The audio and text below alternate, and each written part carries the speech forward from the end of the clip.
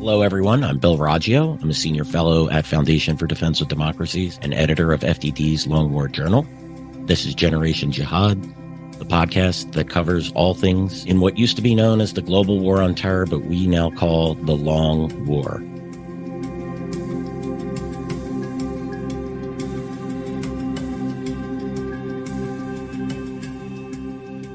Today, we got a bunch of issues to discuss. Today, it's Wednesday, but my Monday co-host, Joe Truzman, is joining me today.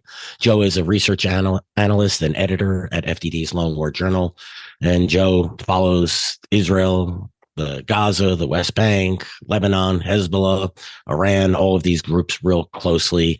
And so we're going to pick Joe's brain today and talk about, we got talks of a ceasefire, Israeli casualties in Gaza, an IDF strike in Lebanon, U.S. considering withdrawing forces from Syria, and, of course, the unending Houthi drama, the strikes, counterstrikes, and the Houthis basically dictating the security situation in the Red Sea. Joe, great to have you back on Generation Jihad. Hey, Bill, always a pleasure to be here. Yeah, it's great. Well, let's get into it. We have a lot to talk about today. So let's just jump right into this. This seems to be an ongoing story, but it seems to have taken a life of its own in the past couple of weeks. The Biden administration, led by Secretary of State Anthony Blinken, is pressuring Israel to reduce attacks in Gaza and come to some sort of ceasefire, a permanent ceasefire. And this is, in my estimation, a major mistake. So here's the deals we have on the table right now. Hamas has put a deal on the table that says it'll free all of the Israeli and foreign hostages for a permanent end to the fighting. And then apparently the Israelis issued some type of counter deal where they say they'll do a 2-month ceasefire in exchange for a release of all of the hostages. So a lot of pressure. Joe and I have, from day one, our concern has been time. That is the major enemy of the Israelis because of external pressures from the U.S., from Europe, from the United Nations for Israel to cease operations. And this, of course, would give Hamas and Gaza a new life. So, obviously the Hamas deal, that would be perfect for for Hamas, for Iran, because it would be an end to the fighting and it would ensure the survival of Hamas in Gaza. And that would be, in my book, a defeat for Israel. It cannot allow an terror organization that carried out the October 7th attacks to survive this. That would just be suicide for the Israeli state. And I'm not sure the Israeli people would accept that as well. The Israeli deal, a 2-month ceasefire. Joe, what are your thoughts on a 2-month ceasefire for the release of hostages? I'll share mine after yours. Yeah. First of all, we have to think back. What are the goals of the Israeli government? What did they set forth, from the beginning of this war? And one of those goals is to really get the hostages, right? To get either the hostages released by force, right? Rescuing them, or Hamas releasing them. So if there's a ceasefire and Hamas releases these hostages, these captives, then the Israelis will achieve one of their goals, right? But at the same time, I don't think that they'll be able to destroy or dismantle Hamas in Gaza if the ceasefire goes through. Okay, that's the problem here. Just simply because they'll have the hostages, right? And there'll be this prolonged ceasefire with it. And then, of course, what's going to happen, which has been happening the last couple of months, is that there's going to be that pressure, that international pressure. Hey, by allies saying, hey, you got the hostages back. You've really hurt Hamas. You've dismantled much of their infrastructure. Just stop now, and I anticipate that's going to happen. And the problem here is that then they'll still have Hamas in Gaza, right? And in the West Bank. That's another story, of course. But so this is a problem for the Israelis, right? Yes, they need to get the hostages, especially the ones that for the ones that they've been fighting to get for the last for more than 3 months now. So, but at the same time, it really puts them in a bind where the war will stall, and they won't be able to complete the other objectives of dismantling Hamas in Gaza, right? So, I think this is a big problem for the Israelis. So, I don't know what's going to happen, to be quite honest with you, but of course, we want the hostages. Everybody wants the hostages to go home. Don't get me wrong here, but it comes with these caveats. And on top of that, which is very important, is that Hamas isn't just going to release the hostages and say, "Oh, that's it, end of the day. No more war." They're going to want something in return, not only for the Israelis to at least stop for 2 months, but they're going to want Palestinian prisoners, right? Probably thousands, right, John? Right. Oh, well, they want all of them, really, but I don't think, obviously, that's not going to happen. I don't think that's going to happen. The last hostage deal was 100 Israeli hostages for 300 prisoners. Yeah. These type of the Israelis need to, it should be inverted, and that's a whole nother discussion there. But yeah, on this point, I am shocked that the Israelis made this proposal. I hope this was some type of fringe government officials putting this out there versus the actual ruling unity government, because I do not see how the Israelis can reinitiate operations. They're going to lose the initiative. They're actually doing quite well, and they're entering into some tough terrain right now. The last thing the Israelis need to do is give Hamas, Palestinian Islamic Jihad, and other groups time to regroup, time to reestablish defenses, to treat their wounded and get them back on the battlefield, to, take the lessons learned from this round of fighting and then use them for, if, let's say, the Israelis could restart operations. But the Israelis have some other problems too. The call up. How long can they keep those troops mobilized? Will they demobilize troops? What happens with, Hezbollah to the north? There's a whole range of options. The Israelis really need to see this through the end, however long that takes. And I guess maybe I'm a heartless, callous monster, but the hostages to the Israelis have to be secondary to victory over Hamas, to defeating Hamas. Because the reality is if Hamas survives this, the Israelis can encounter another October 7th or worse. That will be down the road. And, I hate to say, I'm not sitting here saying the Israelis need to write off the hostages. By no means. They should be doing whatever they can to get them freed, but not at the expense of losing this war. That would be a massive mistake for the Israelis. Yeah, I mean, it's almost like a bad precedent where this can just continue on down the road, right? More like attacks and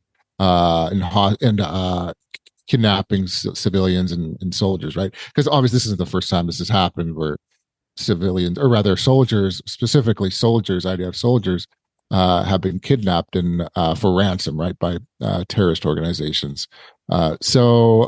Specifically, Israeli soldiers regarding Palestinian terrorist groups and Hezbollah, for example. So yeah, that's a problem. So I don't. You're kind of torn here, right? Because one side of you is like, of course you want the civilians to come back home, but at the same time, I think this is gonna allow Hamas some breathing room, right? And then possibly stall this war. I mean, I can see the Israelis saying, okay, we're gonna, and they've kind of said this already, but they'll limit their operations, and we'll just conduct precision strikes, right, against Hamas leaders. But that can take a long time. But it won't be what we're seeing now. So I can see them doing that. And Joe, that's a mistake too. Leaving all those tunnels, leaving all that infrastructure. No, they won't go anywhere. They can't destroy these tunnels via the air. They can't even find them. No. They're running across tunnels they didn't know existed. This is why, the Israelis are in dangerous ground right now if they listen to the Biden administration advice. And by the way, I wouldn't be willing to listen to an administration that gave us Afghanistan, that's given us what we're now witnessing in Ukraine. I mean, that's probably the last corner where I would be taking advice. The Israelis probably understand this problem better than anyone and need to find their own way through this, and not be pressured by the Biden administration, by Secretary Blinken, because they're getting bad advice from the U.S. side. And this can lead to massive problems for the Israeli state going forward if they do decide to initiate a ceasefire and allow Hamas to survive. Right. And I think that's the issue. And the problem is when that ceasefire happens, the rest, and we'll talk about this after, the rest of the region will quiet down. So it'll make it look like it's Israel that's causing the problems, right? But it's not Israel, it's Iranians. But that's what it's going to look like to a lot of people. So, yeah, but we can talk about that after. But yeah, I agree with you, Bill. Yeah. So let's move on. There was a mass casualty event from the Israeli military. Joe, give us the details on this. What happened? What have we learned about this? This is probably, I think this was the largest mass casualty event from the Israel Defense Forces in the history. Is that correct?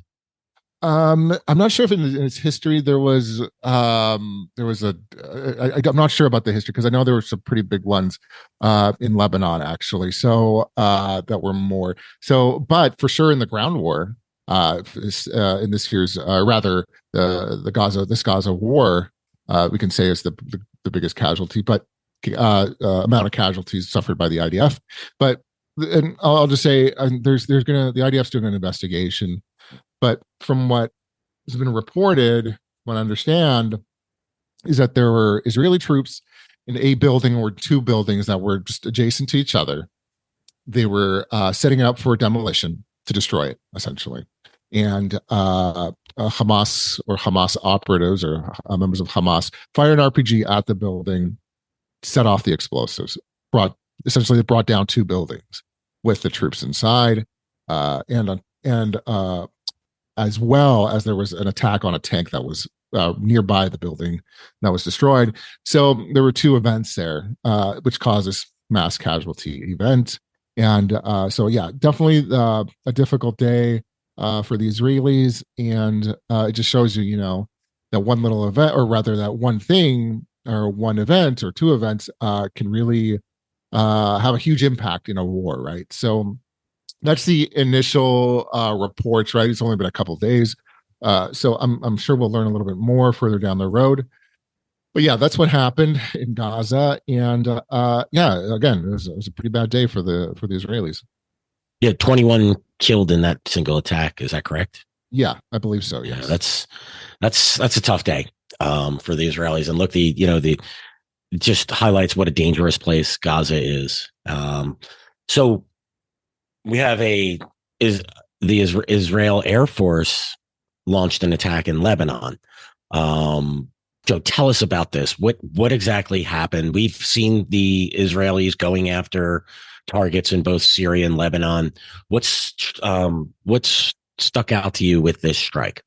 Yeah, so yeah, obviously the fighting continues in the north, in northern Israel, southern Lebanon, every day. Okay, Israelis are striking with artillery, with jets, and Hezbollah has been firing guided missiles, rockets, mortars at Israeli military installations in the north and Israeli communities in the north as well. However, this one was a little different. So yesterday, Israelis, the IDF published a statement saying that they had bombed or attacked an area in Lebanon. I can't remember the name off the top of my head, but that it was an Iranian site. Okay, that was operated, or it was that was being used by. Okay, so it was Iranian, but being used by Hezbollah. So, which was pretty interesting because you don't see that much. As far as the IDF acknowledging these type of attacks. The last one that I remember was in 2023, where the Israelis attacked an airport, called an airport in southern Lebanon. It was about 20 kilometers from the northern border, and that was built by Iran and used by Hezbollah, and it was being used to as a I guess you call it a staging ground or a way to attack, be used for a future attack against Israel. So may have been a drone base. I don't recall. So this has happened before, but again, it's rare. So it's something notable, right? Iranians in Lebanon, right? So building military infrastructure in Lebanon. So shouldn't be surprised, but we don't hear about it a lot. So thought it was notable to mention. Yeah, I'm going to read the text from that you just had just sent that to me. It says they hit a military asset used by the Hezbollah terrorist organization and operated by Iranian forces. So the Iranians are actually operating this base for and allowing Hezbollah to use it. I find that to be very interesting because typically what the Iranians do, in my experience, is run advisors, right? They'll send a couple of officers from the Islamic Revolutionary Guard Corps or Quds Force to advise, right? They'll give them weapons and training and money and whatnot. But it's very rare that we'll hear. And also, given the location, they said that this was south of the Litani River. That's a river in southern Lebanon that's anywhere from about 15 to 25 miles from the Israeli border. Hezbollah, based on the United Nations Security Council Resolution 1701, wouldn't be operating from there in this region, this area below the Litani, but does so anyway. And the Iranians are so bold that not only are they sending advisors, they're running a base there. So yes, Joe, that was very good find by you. Very interesting piece of information. It just shows how bold the Iranians have become in promoting this strategy and the execution of the strategy of its axis of resistance, which of course is Hamas and Palestinian Islamic Jihad and Hezbollah and the Houthis and the Iraqi and Syrian militias and Bahraini militias and other groups. So this just strikes like this, makes you wonder, were they always here or is this something new? But one thing this war is doing is exposing Iran's complicity throughout the region. Right. Couldn't have said any better, Bill. Yeah, that's I think, but this is just and we'll talk about this more after, but just a small, like a glimpse of how involved they are. This is nothing really what they can do. So what we've been seeing over the last 3 months, everything in the Red Sea and in Syria, in Iraq, and in Lebanon. No, it could get so much worse. But at least people now understand, where the Iranians are exactly and some of their capabilities, and it could just get, like I said, a lot worse. Yeah, the one thing I've really found interesting covering wars over, particularly against groups, jihadist organizations and countries that operate like Iran does, like Pakistan does, is that the fighting really exposes how these groups operate. Like one of the things that's really difficult for me with Afghanistan now is it's quiet. And I know things are happening, but it's not exposed because there's no challenge to it. So you start looking into a dark box. But one thing that the fighting in Lebanon and northern Israel and in Gaza and in the Red Sea and in Iraq and Syria, once countries are forced, once the U.S. is forced to launch counterstrikes, even as paltry as they've been, you start to be able to shine a little bit of light into that dark box, and you start to see some of the infrastructure that is being put in place by Iran and its proxies. So yeah, it's these reports. It's a glimpse. It's a glimpse into the dark box, but it's better than not being able to see at all. So you had mentioned Syria, Joe. There's a report in Foreign Policy that the U.S. is now considering withdrawing its forces from Syria. The forces there are working with Kurds from the Syrian Democratic Forces. I'm not going to get into that. My opposition to the U.S. working with the PKK, which is a terrorist organization. So part of me is like, good, it's time to be done with this. But so this is because of the militia attacks against U.S. troops. Now, the Biden administration hasn't made any decision. There are just discussions about this. I've heard rumblings about this over the last month from various individuals, but this news article is the first mention of this actually, out there out in the press, right? So I find that interesting. It's possible that this is a little trial balloon to see how people will react. Look, one of the problems with these there's been 150 militia attacks. These are the Iranian-backed militias in both Iraq and Syria against U.S. bases in both countries since October 7th, since the Hamas launched its war on Israel. The U.S. is really in a bind. In Syria, it doesn't have a lot of forces to protect it. And in Iraq, now the nice thing about Syria for the U.S. is there's no one that can tell the U.S. to leave. That would, unlike Iraq, where the U.S. is inside of Iraq, its forces, about 2,500, are in the country at the behest of the Iraqi government. And the U.S. has launched some strikes against terror organizations just yesterday against Hezbollah brigades. It hit 3 sites, a headquarters and weapons storage locations in response to Hezbollah brigades and other groups launching attacks against U.S. forces. Last weekend, we had a ballistic missile attack against U.S. troops at Ain al-Assad Air Base. That's in western Iraq, outside of Ramadi. I've been there. It's a very remote area. Let's face it, the militias don't make ballistic missiles, and they're not getting them from the Iraqi government. They're getting these from the Iranians. We're watching this Iranian strategy, and the Iranian strategy against U.S. forces is twofold. It's to drive the U.S. out of Iraq and Syria, where Iran wants to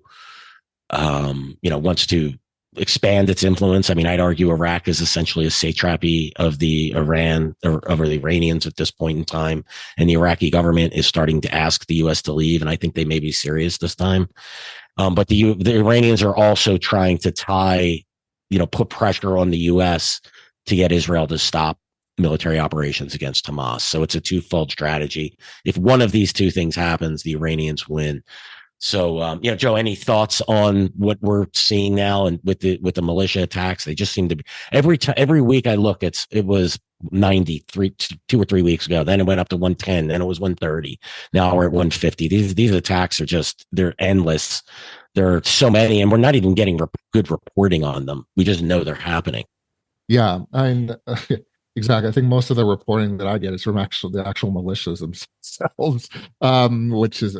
But it's better than nothing. But regardless, no, you said it correctly about Iran's strategy here. About they're trying to drive the U.S. out of the region, right? That's the whole point. And out of Iraq, out of Syria, that's what they want to do. So we have to understand, that Iran, what they do, and what I'm not going to lie, they're good at. They're good at this. We should never apologize for recognizing, that our enemy actually has a good strategy and is executing it well. Exactly. That's just the reality of it. I wish they were losing, but sadly, they're not. They're doing well. This is a very well crafted. They're looking long term, and they understand the region and they understand our will better than we do. Right. I mean, look, you saw, I'll give you an example, like in Yemen, 2014, you can say even recently in the West Bank, and then obviously other places, Iraq and Syria. But Iran, what they do is when they see an opportunity to exert their influence in a region, all right, where there's weak governance, especially if these areas are that will be strategically viable for them, right? So an important area, rather. They've shown that they'll use their influence, or they'll recognize this weakness, right, and exert their influence there by supplying or creating militias. The West Bank is a perfect example of something recent in the last few years where they recognized that the Palestinian Authority is weak and had lost a lot of its influence. So what they did was that since they already had small groups there, small Palestinian armed groups that were operating there, what they started doing is they started funding them even more and supplying weapons to them, smuggling weapons to them. And what happened was this surge of violence in the West Bank, which undermined the Palestinian Authority incredibly. So, and this is all because of Iran. But they do this in the region. That's what they've been doing for years. So this is what they're good at. They recognize when there's an opportunity, and this war brought them an opportunity to push the United States out, try to push the United States even further out of the region, right, out of Iraq and Syria, by saying that since the Americans support Israel, they're going to continue, they're going to attack them, these sites in Syria, these American sites in Syria and Iraq. So that's what they're doing, and one can say it's working, right? I mean, if you look at that Politico report, that they're just pushing the Americans further. So it may be working. So I think it's important to note that there's a grand strategy here, right? And it seems like it's working for them. So why would they stop? Yeah, the Iranians have the advantage of having continuity, right? It's not a democracy, so it doesn't, every 2 years Congress doesn't flip, and every 4 years there's a new president, or possibly, or the same one maybe be elected. They have it's a dictatorship. They have a regime there that can craft a strategy and execute it over a long time. And I think the time and the commitment, look, the Iranians don't have the resources. It's just amazing to me that the U.S. defense budget is more than the rest of the world combined. And yet we can't figure out how to tackle the Houthis, which we'll get to next. This is just utterly astounding, or we can't figure out how to deal with Iran. Look, Iraq is difficult because of the fact that we have to deal with the Iraqi government. But if the U.S. is committed to Syria, it could commit to Syria. It could put troops in Syria. But I don't think this administration wants to send more forces into Syria at this point in time. So therefore, it's just going to do this to basically do nothing, launch an occasional strike against these militias in the hopes that it restores deterrence. While at the same time, we tell them we don't want to escalate. So the militias Iran just say, great, we'll escalate. And that's been this cycle that we've been in that is now forcing the U.S. administration, the Biden administration, to possibly leave Syria. And that will be a major victory for Iran. That'll be if Iran can walk away from all of this with the U.S. leaving Syria and the Iraqi government initiating the withdrawal of U.S. forces, that alone would make all of this worth it for the Iranians. They can really spread their influence throughout the Middle East.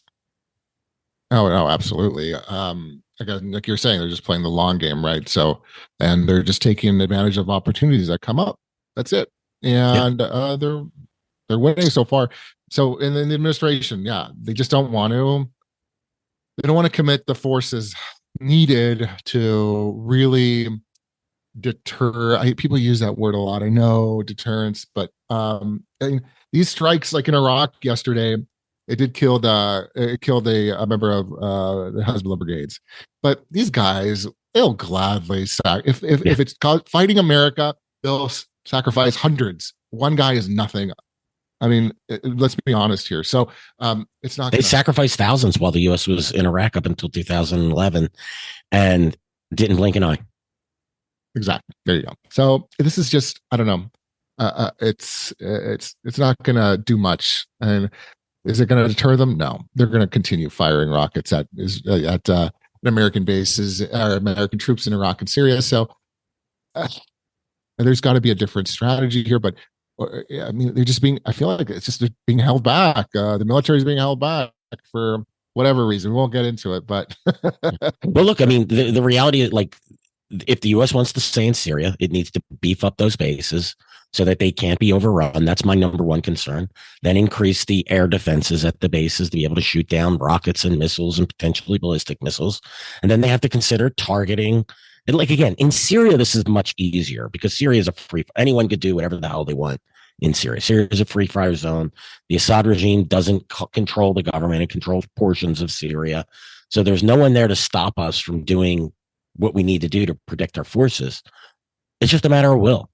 Do we want to do this? And the administration, based on what we're seeing, we're not hearing conversations about beefing up U.S. forces in Syria. The conversation is do we stay? Do we change our posture in the region?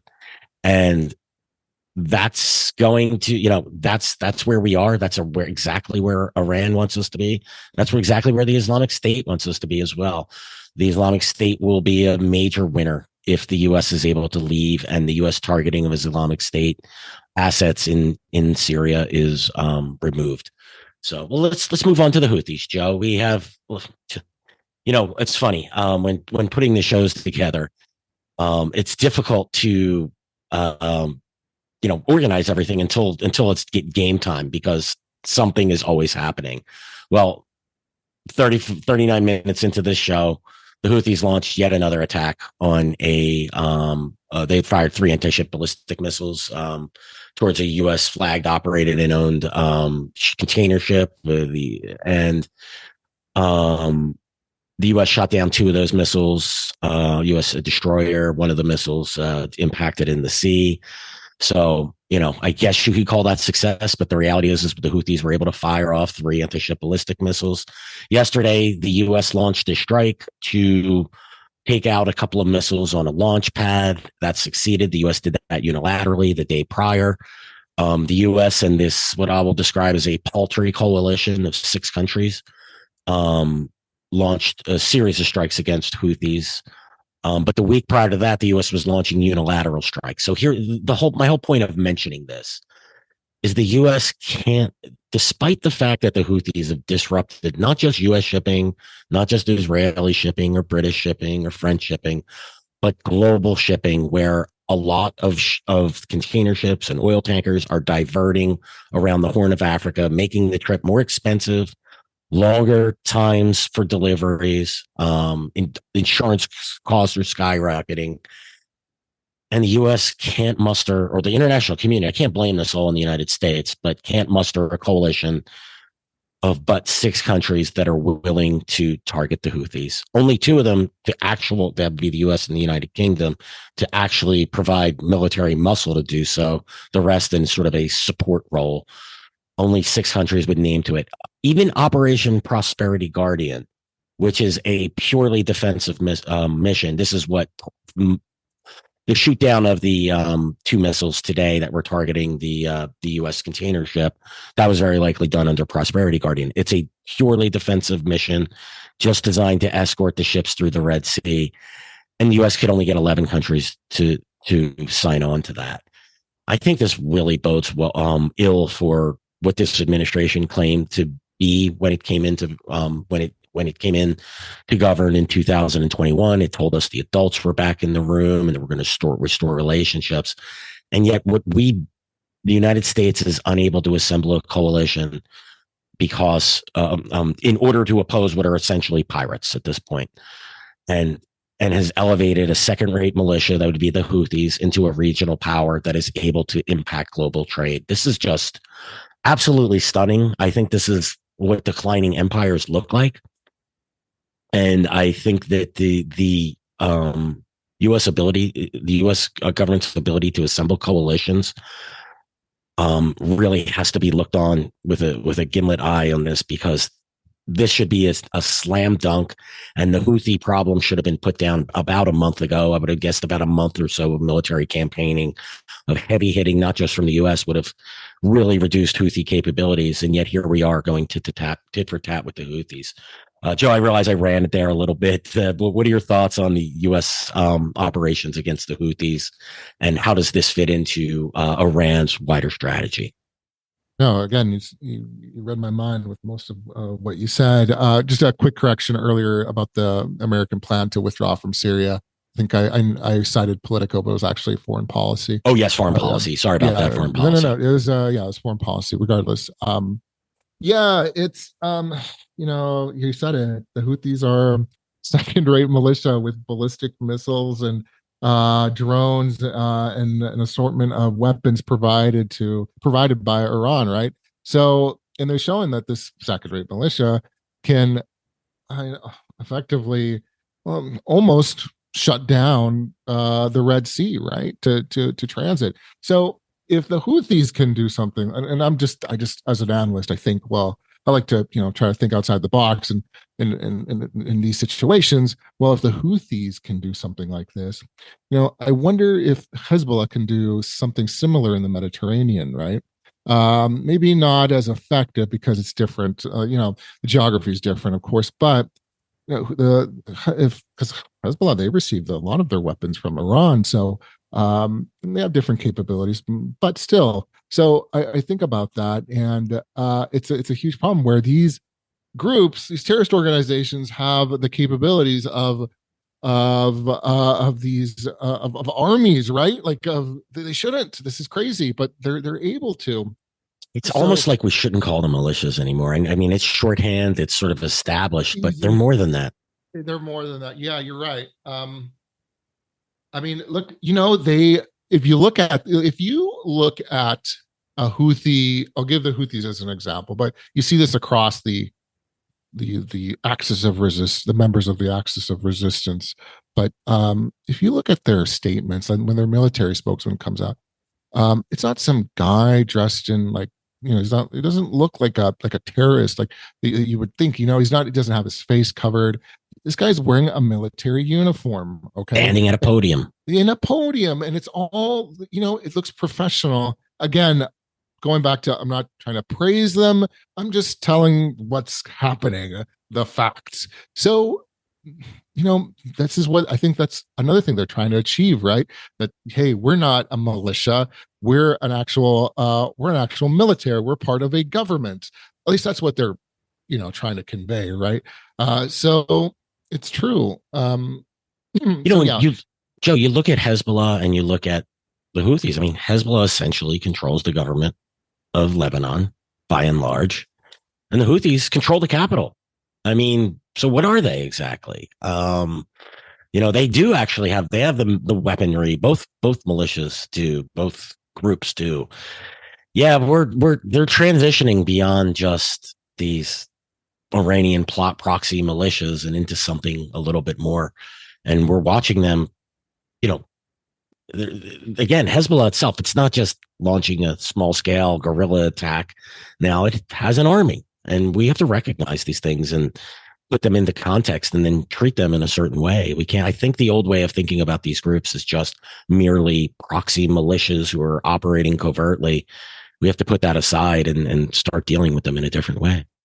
Right. Essentially, bottom line is you don't want to underestimate them. If you underestimate Absolutely. the enemy, that's where you're going to lose. So yeah, absolutely. And I'm realizing now, even though I follow this, I'm realizing now why the Saudi coalition, the Saudi-led coalition, had so much troubles with the Houthis Yeah. during the Yemen. Because they were more. Now, this does open them up to vulnerabilities, right? In the case of Lebanon and Hezbollah does have a lot to lose if the Israelis do decide to go full on war against them. They can lose their influence within the government.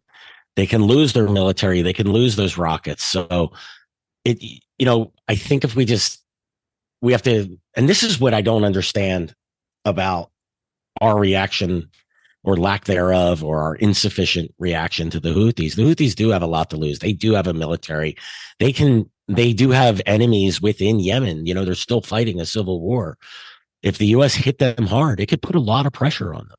No, I don't think this should be a U.S.-led operation. This should be an international operation. But the reality is nobody wants in on it. And some of that is because the Houthis have linked this to Israel, and a lot of countries don't want to get in the middle of that for various reasons. Some internal domestic, some just dislike of Israel, some, there's a lot of calculations going on. However, yeah, I think I do think this is another victory when we look at this lack of coalition, Joe. I think that's an Iranian, a success right there. They've exposed the U.S. ability or lack thereof to create a coalition to do something that should be just so easy to do, but nobody really wants to join in on. Yeah, nobody wants. It's just right. So, and yeah, it's the Iranians are exposing this. So it's gonna. And I think if this continues and the Houthis aren't, if the U.S. doesn't really hit the Houthis hard, they're only going to get stronger, and Iran's just going to give them more because, hey, it worked before. The Houthis have shown that they can essentially place, shut down the Red Sea. So they prove themselves essentially, the Houthis. So Iran's definitely going to, give them more. So give them more weapons. So that's another problem. Yeah, it's not it's not good right now in that area. That's for sure. Yeah, the Houthi success doesn't happen in a vacuum. It can embolden Iranian actions. Like you had mentioned, does Hezbollah see value in launching attacks on shipping in the Mediterranean? I think that is unlikely because but it's possible, right? When you allow this type of activity, I mean, instead of just missile and rocket attacks and drone attacks on U.S. bases, do the militias in Iraq and Syria start organizing fighting formations to try to overrun these bases? This is my biggest fear in all of this, is that we have a base overrun like we had it happen in Afghanistan, and it's happened in Iraq in the past as well, by Al Qaeda and by the Taliban in Afghanistan. So failure to act meaningfully only emboldens Iran and its proxies to become more bold. This is the mistake that this administration thinks that it can weather this. I think that it's just by kicking the can. I think what we're doing now is actually worse than either doing nothing or going all in. This is the one that just slowly erodes. We're no longer feared or respected in this instance, right? We're just showing the world, and particularly showing our enemies and adversaries, just how weak and indecisive we really are. Yep, exactly. Couldn't agree with you more. Yeah, Joe. All right, Joe. Anything else to add before we shut it down for today? No, I think we've covered it for now. I'm sure there'll be a lot more to talk about next week. You know, it's funny when we're putting together, we're talking Monday and we're talking Tuesday. And we're like, yeah, we got 2 or 3 things. We get on, we're like, we got 5 things and we could talk about 10. When the action is this hot in these wars, we could have taken any one of these issues and talked about it for an hour, and we just broke down 5 quickly in less than an hour. That's the reality of this. We're going to have a ton to talk about next week when we jump back on. Joe, thanks again. Always a pleasure to chat with you. Hey, thanks, Bill. I appreciate it. Thank you, everyone, for joining us for today's episode of Generation Jihad. Just a reminder, you can find us on YouTube, Apple, Spotify, and anywhere else you listen to podcasts. Make sure you subscribe and leave us a review. Thanks again. We'll see you all again soon.